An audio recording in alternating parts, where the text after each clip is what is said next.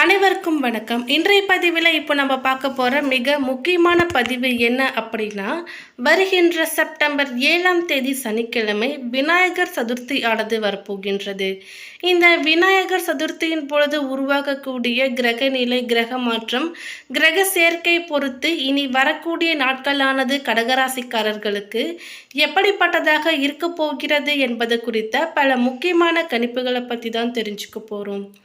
எனவே கடகராசிக்காரங்க பதிவை பார்த்துட்டு இருந்தீங்கன்னா தொடர்ந்து பார்த்துட்டு வாங்க. அது மட்டும் இல்லாமல் நீங்கள் இப்போ தான் நம்ம சேனலை ஃபர்ஸ்ட் டைமாக பார்க்குறீங்க அப்படின்னாலும் கண்டிப்பாக சப்ஸ்கிரைப் பண்ணிக்கோங்க. அப்படியே பக்கத்தில் இருக்கக்கூடிய நோட்டிஃபிகேஷனுக்கான பெல்லைக்கானையும் கிளிக் பண்ணிக்கோங்க. புதன், சூரியன், சுக்கிரன் ஆகிய கிரக பயிற்சிகள் நடக்கவிருக்கின்றன.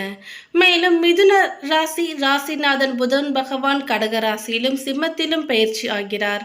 மாத தொடக்கத்தில் ராசிநாதன் சந்திரன் ஆட்சி அதிபதியாக அமர்ந்திருக்கின்றார். கிரக நிலையை பொறுத்தவரை ராசியில் செவ்வாய், தைரிய வீரியஸ்தனத்தில் சூரியன் புதன், சுகஸ்தனத்தில் சுக்கிரன் கேது, பாக்கியஸ்தனத்தில் சனி வகிர நிலையிலும், தொழில் ஸ்தனத்தில் ராகு, அயனசைன போகஸ்தனத்தில் குரு என்று கிரகங்கள் வலம் வருகின்றன. கிரக மாற்றங்களை பொறுத்தவரை 17ஆம் தேதி தைரிய வீரியஸ்தனத்தில் இருந்த சூரியன் சுகஸ்தனத்திற்கு மாறுகிறார். 19ஆம் தேதி தைரிய வீரியஸ்தனத்தில் இருந்த புதன் பகவான் சுகஸ்தனத்திற்கு மாறுகிறார். 19ஆம் தேதி சுகஸ்தனத்தில் இருந்த சந்திரன் பஞ்சமஸ்தனத்திற்கு மாறுகிறார். கடகராசிக்காரர்களுக்கு உங்களுடைய தொழிலுக்கு சாதகமான காலமாக இருக்கும். உங்கள் தொழில் வியாபாரம் தொடர்பான பயணங்கள் வெற்றியை கொடுக்கும். வேலையில் மும்முரமாக செயல்படுவீர்கள். பரபரப்பானதாக இருக்க போகிறது. இருந்தாலும் உங்கள் செயல்கள் மூலம் வாழ்க்கையில் சாதகமான தாக்கத்தையும் பெற்றிடலாம். மாணவர்கள் கல்வியில் அர்ப்பணிப்புடன் செயல்படுவீர்கள். நல்ல மதிப்பெண்களையும் பெறுவீர்கள். புதிய பாடங்களை கற்பதில் ஆர்வம் அதிகரிக்கும். கல்வி தொடர்பான முயற்சியில் வெற்றிக்கு வழிவகுக்கும். குடும்ப வாழ்க்கையானது கலவையான பலன்களை தரக்கூடியது. குடும்பத்தில் உங்கள் மரியாதை அதிகரிக்கும் என்றாலும் ஒரு சில நேரங்களில் கடுமையான வார்த்தைகளால் வீட்டில் பிரச்சனை, வாக்குவாதம், பேச்சில் கட்டுப்பாடு தேவை. மேலும் காதல், திருமண உறவில் சாதகமாக இருக்கும். வாழ்க்கை துணையுடன் வெளிப்படையாக நடந்து கொள்ள வேண்டும். துணையின் உணர்வுகளை புரிந்து கொண்டு செயல்பட வேண்டும். தேவையற்ற உணர்ச்சி வசப்படுவதையும் தவிர்க்க வேண்டும். நிதிநிலை ரீதியாக சாதகமான பலன்களை பெறுவீர்கள். புதிய வருமான வாய்ப்புகள் பெற போராட வேண்டியதாக இருக்கும். உங்களின் செலவு விஷயத்தில் கவனம் தேவை. உங்களால் பணத்தை சேமிக்கவும் முடியும். உடல் நலனில் அதிக கவனம் செலுத்த வேண்டும். உங்களின் பழக்க வழக்கம், உணவு பழக்கம், ஆரோக்கியம் தொடர்பான பிரச்சனைக்கு காரணமாக அமையும். வண்டி வாகன பயன்பாட்டில் கவனம் தேவை. கிரகங்களின் பயிற்சி உங்களுக்கு மிகவும் சாதகமாக இருக்கிறது. எதிர்பார்ப்புகளை நிறைவேற்றும், பெரும் வெற்றியை கொடுக்கும். எந்த ஒரு முடிவு எடுத்தாலும் அது உங்களுக்கு சாதகமாக இருக்கும். முடிவும் மரியாதையும் பதவியும் வரும். எடுக்கப்பட்ட முடிவுகள் பாராட்டக்கூடியதாக இருக்கும். உங்கள் தைரியம் மற்றும் மன உறுதியால் கடினமான சூழ்நிலைகளையும் எளிதாக கட்டுப்படுத்துவீர்கள்.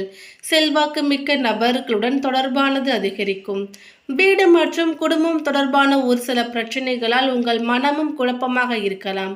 உணர்ச்சி பூர்வமாக எந்தவிதமான முடிவுகள் எடுப்பதையும் தவிர்க்க வேண்டும். இல்லையெனில் நீங்கள் தேவையற்ற பிரச்சனைகளை சந்திக்க வேண்டியதாக இருக்கலாம். செப்டம்பர் மாதத்தின் நடுப்பகுதியில் நீங்கள் எல்லா விதமான பிரச்சனைகளில் இருந்து கொஞ்சம் நிவாரணம் பெறுவீர்கள். மூதாதையர் சொத்துக்களை பெறுவதில் இருந்த தடை நீங்கி குடும்பத்தினரின் அன்பும் நம்பிக்கையும் அதிகரிக்கும். திருமண பேச்சுவார்த்தைக்கு ஏற்ற நேரம் அல்ல. மாதத்தின் தொடக்கத்தில் உங்கள் வேலை அல்லது உங்கள் கடினமான உழைப்புக்கான பலன்கள் சரியாக கிடைக்காமலும் போகலாம். ஆனால் நாட்கள் செல்ல செல்ல உங்கள் விருப்பங்கள் நிறைவேறும். வியாபாரம் செய்பவர்களுக்கு தங்கள் போட்டியாளர்களிடமிருந்து கடுமையான போட்டியை எதிர்கொள்ள வேண்டி இருக்கும். இருப்பினும் நீங்கள் கவலைப்படுவதற்கு பதிலாக சிந்திக்க வேண்டிய நேரம் இதுவாகும். இந்த நேரத்தில் உங்கள் தவறுகளை புறக்கணிக்காமல் திருத்த முயற்சி செய்தால் எதிர்காலத்தில் நல்ல வளர்ச்சியை பெறலாம். மேலும் மாதத்தின் 2ஆம் பாதையில் தற்பெருமை பேசுவது, கோபத்தை தவிர்க்க வேண்டும். இந்த நேரத்தில் உங்கள் பேச்சு மற்றும் நடத்தை ஏற்கனவே நீங்கள் செய்த வேலையை கெடுப்பது மட்டுமல்லாமல் வளர்ச்சியை தடுக்கும். அதே போலவே உடல் ஆரோக்கியத்தில் இந்த மாதம் முழுவதுமே கவனம் தேவை. உங்கள் காதல் அல்லது திருமண வாழ்க்கையில் நீங்கள் மிகவும் கவனமாக கையாள வேண்டும். அடுத்ததாக பாதம் 4 புனர்பூசம் நட்சத்திரத்தை சேர்ந்தவர்களுக்கு அதிர்ஷ்டமான மாதமாகும். நட்சத்திரநாதனுடன் குரு செவ்வாய் இணைந்து இருப்பதால் எதிர்பார்ப்பு 100% நிறைவேறும். மகிழ்ச்சி அதிகரிக்கும். மேற்கொள்ளக்கூடிய முயற்சி வெற்றியாகும். தொழில் வியாபாரத்தில் ஏற்பட்ட தடை அகலும். லாபம் அதிகரிக்கும். வேலையாட்களுடன் ஏற்பட்ட பிரச்சனை நீங்கும். உங்கள் தைரியமும் மேலோங்கும். தன்னம்பிக்கை அதிகரிக்கும். குழந்தைக்காக ஏங்கிக் கொண்டிருந்தவர்களுக்கு கவலை தீரும். திருமண வயதினர்களுக்கு தகுதியான வரன் வரும். உத்தியோகத்தில் இருந்த நெருக்கடி நீங்கும். பணியாளர்களுக்கு எதிர்பார்த்த உயர்வு, இடமாற்றம் போன்றவையும் கிடைக்கும். புதிய பொறுப்பு உண்டாகும். அடைப்படாமல் இருந்த கடன்கள் அடையும். வீண் செலவுகளில் கவனம் தேவை. பெண்களுக்கு குடும்பத்தில் நம்பிக்கை அதிகரிக்கும். முயற்சி வெற்றியாகும். உடல் நலனில் ஏற்பட்ட சங்கடம் விலகும். சகோதரர்கள் வழியில் எதிர்பார்த்த உதவி கிடைக்கும். பிள்ளைகள் மீது கவனம் அதிகரிக்கும். ஒரு சிலருக்கு புதிய சொத்து சேரும். விவசாயிகளின் நிலையில் முன்னேற்றம் தோன்றும். மாணவர்களுக்கு கல்வியில் ஆர்வம் அதிகரிக்கும். மேலும் சந்திராஷ்டம நாட்கள் செப்டம்பர் 16, அதிர்ஷ்ட நாட்கள் செப்டம்பர் 3, 11 மற்றும் 12. அடுத்ததாக பூசம் நட்சத்திரத்தை சேர்ந்தவர்களுக்கு உங்களுக்கு திருப்புமுனை மாதமாக இருக்க போகிறது. கேது பகவானால் உங்கள் சுயத்திறன் வெளிப்படும். முயற்சிகளில் வெற்றி உண்டாகும். சமூகம் உங்களை உணரும். குரு சுக்கிரனால் இதுவரை இருந்த நெருக்கடி இல்லாமல் போகும். தொழில், உத்தியோகம் போன்றவற்றில் இருந்த தடை விலகி லாபம் உண்டாகும்.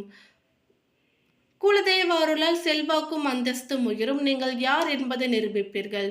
குரு மங்கள யோகத்தால் வருமானம் பல வழிகளிலுமே வரும். புதிய தொழில் தொடங்க நினைப்பவர்களுக்கு விருப்பங்கள் நிறைவேறும். உத்தியோகஸ்தர்களுக்கு செல்வாக்கு உயரும். வேலை வாய்ப்பிற்காக மேற்கொள்ளக்கூடிய முயற்சி வெற்றியாகும். கணவன் மனைவிக்குள் ஏற்பட்ட பிரச்சனை விலகி ஒற்றுமை அதிகரிக்கும்.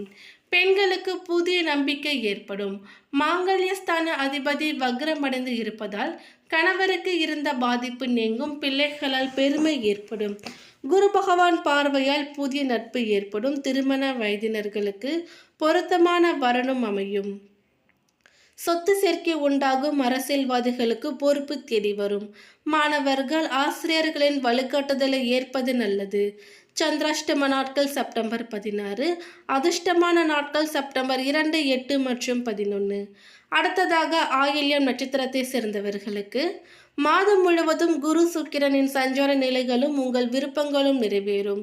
கேது பகவான் உங்கள் வாழ்க்கையில் முன்னேற்றத்தை உண்டாக்கப் போகிறார். நீண்ட நாட்களாக தடைப்பட்டு வந்த முயற்சி இப்பொழுது நிறைவேறும். வரவேண்டிய பணமும் உங்களை தேடி வரும். வியாபாரத்திலும் முன்னேற்றம் ஏற்படும். சிறிய முதலீட்டிலும் பெரிய லாபம் கிடைக்கும். பொன்பொருள் சேர்க்கை அதிகரிக்கும். உங்கள் எதிர்பார்ப்பு நிறைவேறும். ஒரு சிலருக்கு புதிய இடம், வாகனம் வாங்கும் யோகமும் உண்டாகும்.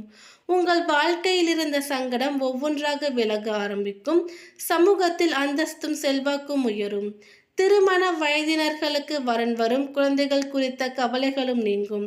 ஒரு சிலருக்கு குழந்தை பேறு உண்டாகும். வேலைக்காக காத்திருந்தவர்களுக்கு எதிர்பார்த்த தகவல் வரும். கூட்டு தொழிலில் ஆதாயம் ஏற்படும். கணவன் மனைவிக்கு இடையே ஒற்றுமை அதிகரிக்கும். இழுபறியாக இருந்த பூர்வீக சொத்து உங்கள் கைக்கு வரும். தீராமல் இருந்த பிரச்சனை முடிவிற்கு வரும். மாணவர்களுக்கு படிப்பில் அக்கறை எடுத்துக்கொள்வது நல்லது. மேலும் இந்தியாவிலேயே கொண்டாடப்படும் மிகவும் முக்கியமான விழாக்களில் ஒன்று விநாயகர் சதுர்த்தி ஆகும்.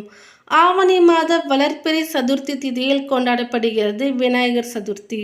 அந்த வகையில் இந்த வருடத்தின் விநாயகர் சதுர்த்தி செப்டம்பர் 7ஆம் தேதி அன்று வருகிறது. அன்றைய தினம் விநாயகர் சதுர்த்திக்கு முந்தைய நாளே வீட்டை நன்றாக சுத்தம் செய்து வீட்டை தூய்மையாக வைக்க வேண்டும். விநாயகர் சதுர்த்தி நன்னாளில் கடைகளில் வாங்கிய களிமண்ணால் செய்யப்பட்ட விநாயகர் சிலை பூஜை அறைக்கு கொண்டு வரலாம். 7ஆம் தேதி வரும் விநாயகர் சதுர்த்தியை மதியம் 1 மணிக்குள் பூஜை செய்ய வேண்டும். காலை 9 மணி முதல் 10:30 மணி வரை ராகு காலமும், மதியம் 1:30 மணி முதல் மதியம் 3 மணி வரை யமகண்டமும் வருவதால் அந்த நேரத்தில் வழிபடாமல் இருப்பது நல்லது. பூஜை செய்வதற்கு ஏதுவாக விநாயகர் சிலைக்கு முன்பு வாழை இட வேண்டும். வாழை இலையில் வெற்றிலை பாக்கு கட்டாயமாக வைக்க வேண்டும். விநாயகருக்கு பிடித்த உணவு வகைகளை வைக்க வேண்டும். மேலும் விநாயகருக்கு உகந்த எருக்கம்பூவால் ஆன மாலை அணிவிக்க வேண்டும். விநாயகருக்கு உகந்த அருகம்புல்லை அவருக்கு சூட்டுவது மிகவும் சிறப்பானது. மாலை அணிவித்து படையலிட்ட பிறகு தீபாராதனை காட்டி விநாயகரை வணங்க வேண்டும். பின்னர் பிரசாதத்தை வீட்டில் உள்ளவர்கள் மட்டும் சாப்பிடாமல் அக்கம் பக்கத்தில் இருப்பவர்களுக்கும் வழங்கி சாப்பிட்டால் பரிபூர்ணமான அருள் கிடைக்கும். மேலும் இந்த தகவல் உங்களுக்கு பிடித்திருந்தால் லைக் பண்ணுங்க, ஷேர் பண்ணுங்க. இது போன்ற பல சுவாரஸ்யமான கணிப்புகளை நீங்க தெரிஞ்சுக்கணும்னா எங்க சேனலை சப்ஸ்கிரைப் பண்ணிடுங்க. நோட்டிஃபிகேஷனுக்கான பெல் ஐக்கானையும் கிளிக் பண்ணிக்கோங்க. தேங்க்ஸ்.